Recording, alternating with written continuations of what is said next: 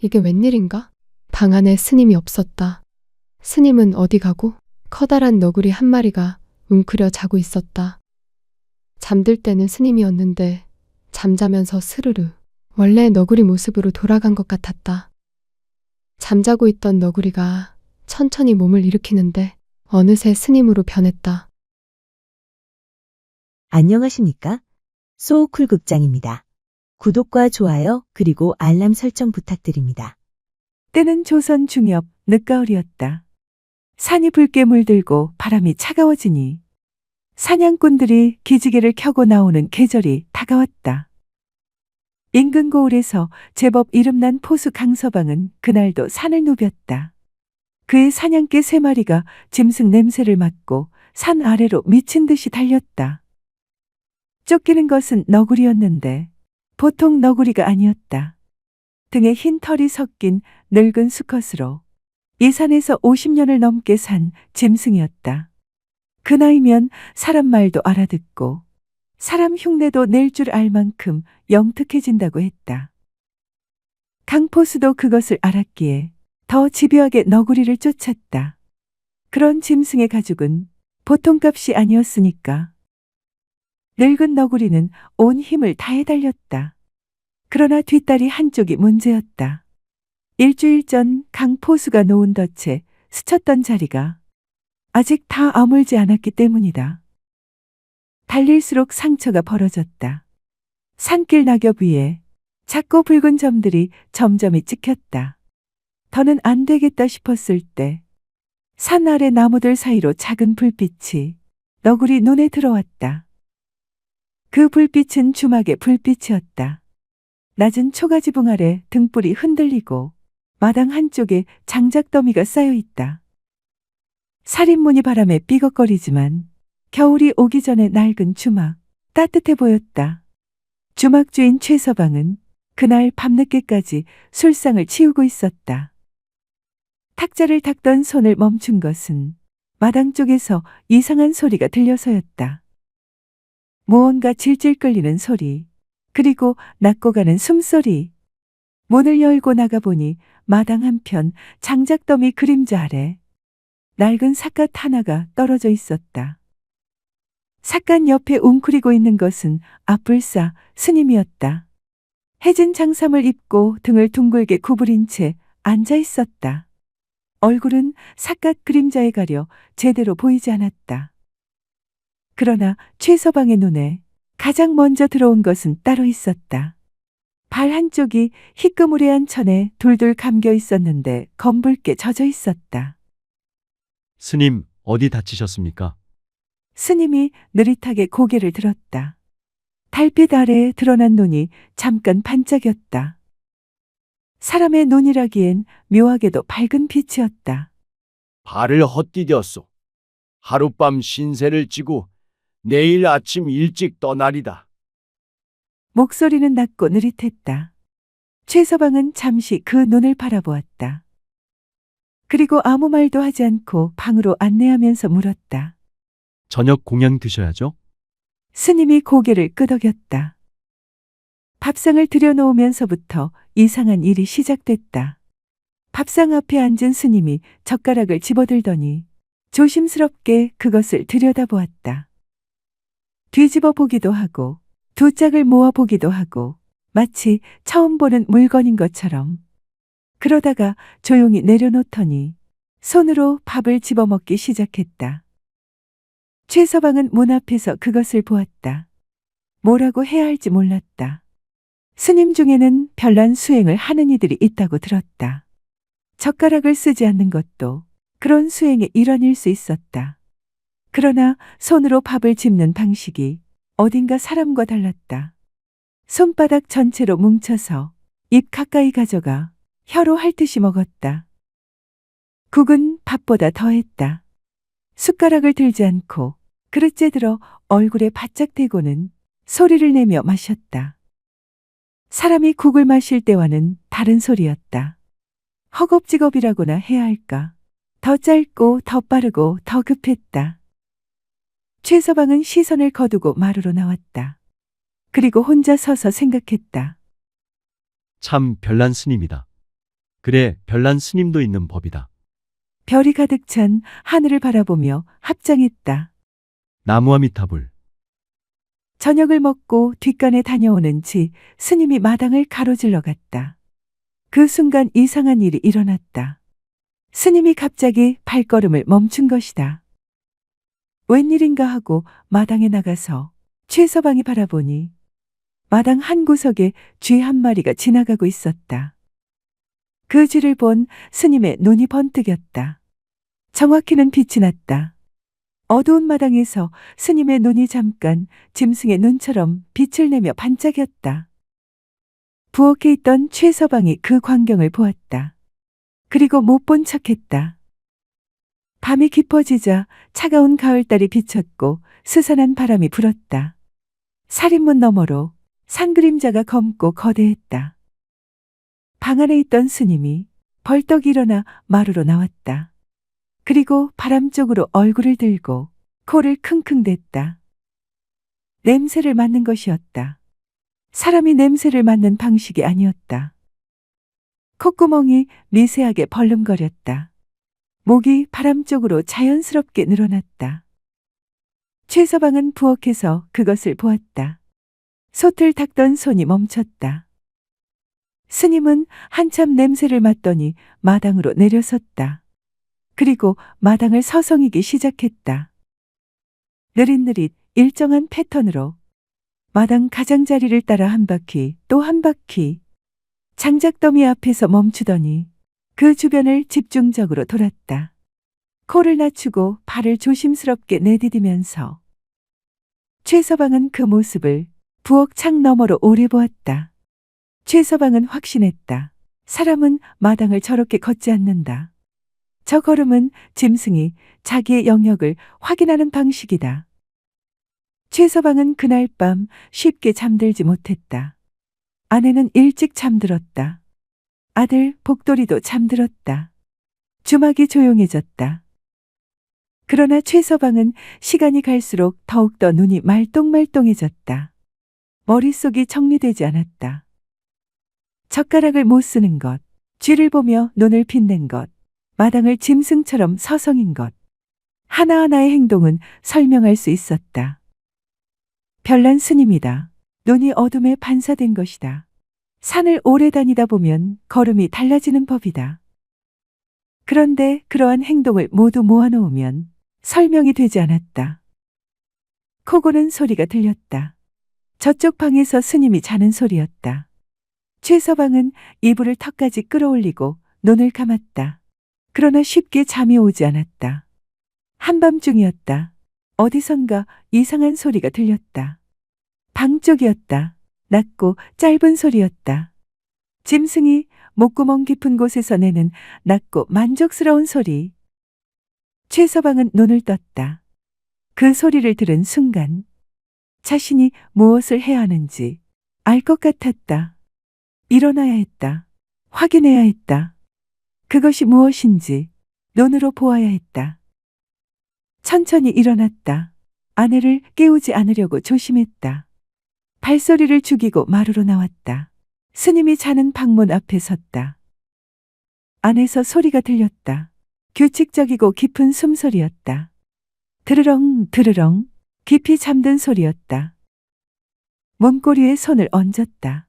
심장이 빠르게 뛰었다. 이상했다. 손님 방을 확인하는 것이 이렇게 두근거릴 일이 아닌데. 그러나 손이 떨렸다. 왜 떨리는지 알 수 없었다. 천천히 문을 열었다. 손가락 두어 마디만큼. 이게 웬일인가? 방 안에 스님이 없었다. 이부자리가 한쪽으로 밀려나 있었고 그 위에 낡은 장삼이 벗겨져 있었으며 삿갓은 벽에 기대어 있었다. 그리고 이부자리 한가운데 커다란 너구리 한 마리가 웅크려 자고 있었다. 회색빛 털에 등 쪽으로 흰 털이 군데군데 섞인 크고 늙은 수컷이었다. 옆구리가 들썩들썩 드르렁드르렁. 이마 위에 삿갓줄이 느슨하게 걸려 있었다. 잠들 때는 스님이었는데 잠자면서 스르르 원래 모습으로 돌아간 것 같았다. 최서방은 그 자리에서 오래 서 있었다. 말이 나오지 않았다. 소리를 지르지도 않았다. 그냥 서서 그 너구리를 보았다. 드르렁드르렁 자는 너구리를. 옆구리가 편하게 들썩이는 것을. 이마에 삿갓줄이 걸린 것을. 그 모습이 무섭지 않았다. 그것이 더 이상했다. 무서워야 했다. 요괴가 있는 것이었다. 사람으로 둔갑한 짐승이 자기 집방에서 자는 것이었다. 소리를 지르거나 몽둥이를 들거나 아내를 깨우거나 해야 했다. 그런데 발이 움직이지 않았다. 아니, 정확히는 그러고 싶지 않았다. 너구리가 이 방에서 자는 것이 이상하게 자연스럽게 느껴졌다. 마치 오래전부터 이 자리에 있어야 할 것이 있어야 할 곳에 있는 것처럼. 최서방은 문을 조용히 닫으려고 했다. 그 순간 너구리가 눈을 떴다. 눈이 마주쳤다. 아무 소리도 없었다. 바람도 없었다. 최서방과 너구리가 서로 그렇게 마주 보았다. 너구리의 눈이 어두운 방 안에서 빛을 받아 반짝였다. 그 눈은 사람의 눈이었다. 짐승의 눈이면서 사람의 눈이었다. 당황하거나 두려워하는 눈이 아니었다. 그렇다고 위협하는 눈도 아니었다. 그냥 바라보는 눈이었다. 똑바로 솔직하게 숨기는 것 없이 긴 침묵이 흘렀다. 최서방의 심장이 처음과 달리 조용해졌다. 두근거림이 가라앉았다. 너구리의 눈을 보고 있으니 어느새 평온해졌다. 너구리가 천천히 몸을 일으키는데 어느새 스님으로 변했다.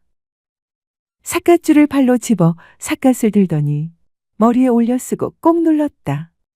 장삼을 집어 걸쳤다. 그 동작들이 어색하지 않았다. 여러 번 해본 것 같은 동작이었다. 그리고 최서방을 향해 합장했다. 뭔가에 홀린 것처럼 자신도 모르게 최서방도 합장했다. 스님은 몸을 펴더니 최서방 옆을 지나 마루로 나갔다.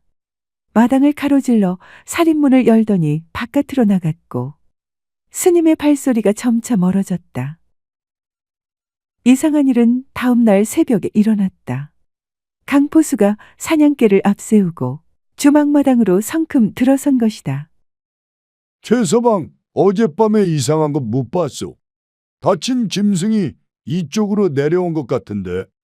이상한 것이요. 그렇소. 발자국이 여기까지 이어졌는데. 말하면서 강포수가 뒷방문을 힐끗 보았다. 강포수의 귀에는 문틈 사이로 가느다란 숨소리가 들리는 것 같기도 했다. 최서방이 빗자루를 들고 마당을 쓸기 시작했다. 짐승 발자국이요? 글쎄, 난 못 봤는데. 새벽에 비가 와서 마당이 온통 진창이었어. 새벽에 비는 오지 않았다. 강포수도 최서방도 그것을 알고 있었다. 두 사람의 눈이 잠깐 마주쳤다. 강포수는 천천히 마당을 둘러보다가 계주를 당겼다. 그렇소. 그럼 됐소이다. 강포수를 배웅하면서 최서방은 산 쪽을 한번 바라보았다. 아직 새벽이라 산은 그냥 어두운 덩어리였다. 최서방 눈에는 아무것도 보이지 않았다. 그리고 돌아서려는데 발이 무언가를 밟았다. 내려다보니 이파리였다. 참나무 이파리 하나가 발밑에 있었다. 붉고 선명한 가을 이파리. 살인문 바로 안쪽에 놓여 있었다. 주변에 다른 낙엽이 없었다. 그러니 떨어진 것이 아니라 누군가 일부러 놓고 간 것이었다. 최서방은 그것을 집어들었다. 손바닥에 올려놓고 바라보았다. 방금 나무에서 딴 것처럼 서늘하고 촉촉했다. 그때 깨달았다. 이것이 밥값이었다. 최서방은 이파리를 들어 오래 바라보았다. 그리고 찬장을 열어 그것을 깊숙이 넣어두었다. 버리지 않았다. 그 후로 이상한 일이 한 가지 있었다. 해마다 가을이 되면 주막문 앞에 아무 이유도 없이 장작이 쌓였다. 밤사이에 누군가 해다 놓은 것처럼 소리 소문도 없이 아무리 일찍 나와봐도 쌓아놓은 사람을 본 적이 없었다. 주변 사람들은 산신령이 돌보는 주막이라며 혀를 찼다. 최서방은 그때마다 산 쪽을 한번 바라보고 혼자 중얼거렸다. 매년 이러지 않아도 되는데. 그러고는 장작을 안으로 들이며 조용히 웃었다.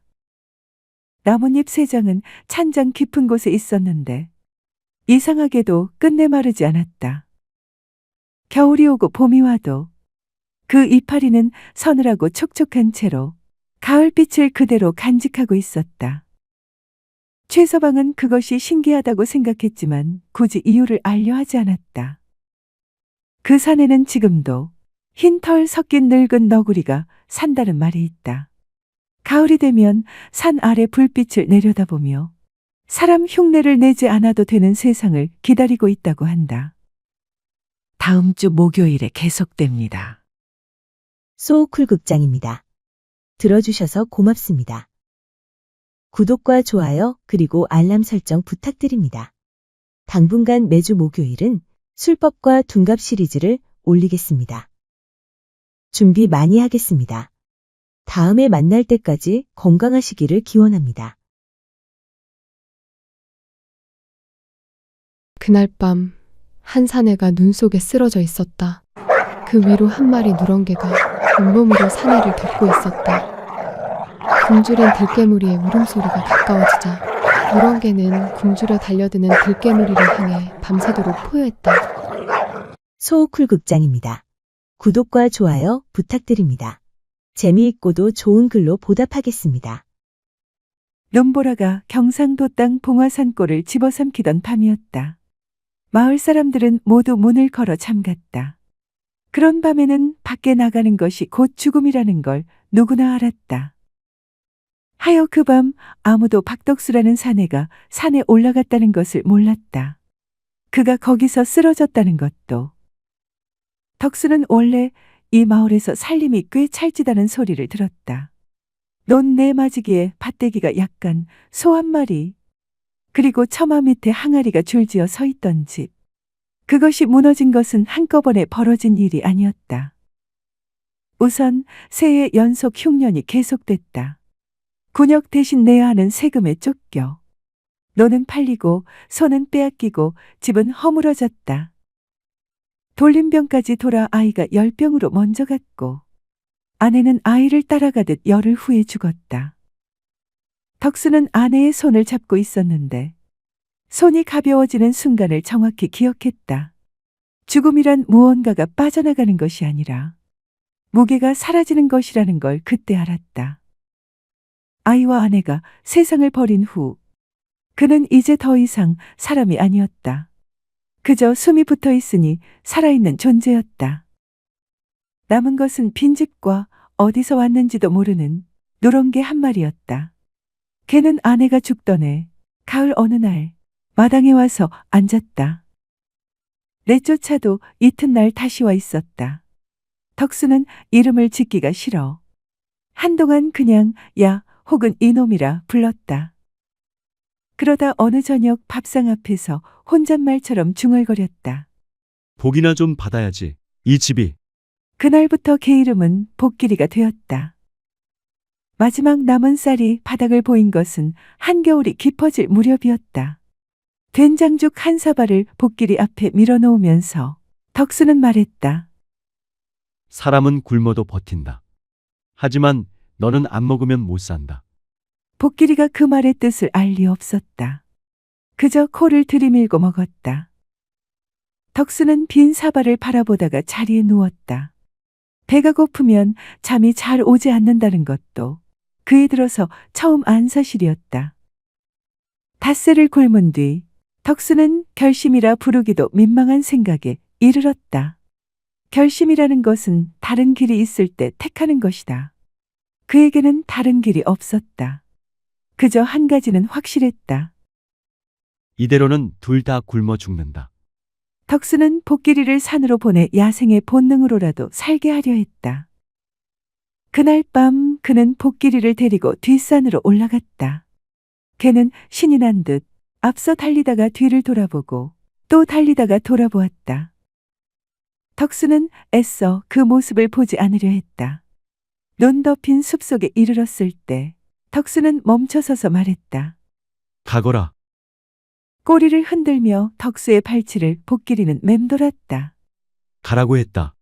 목소리가 갈라졌다. 덕수는 발치에 있던 돌멩이를 집어 던졌다. 옆으로 빗나간 돌이었지만 복길이는 놀라 세 걸음쯤 물러섰다. 덕수는 돌아서서 내려오기 시작했다.